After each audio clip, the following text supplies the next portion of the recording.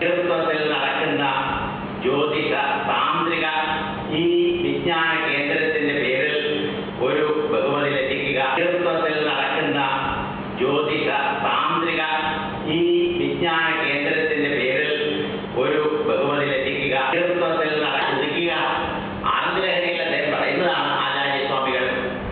ഭവാനിസ്തോതും ത്വാ പ്രഭവനിക ചതുർഭന്നവദനൈഃ.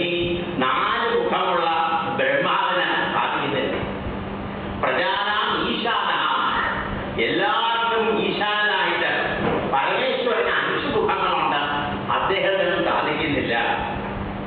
അദ്ദേഹം ആരാണ്? ത്രിപുരമർദ്ദനനാണ്.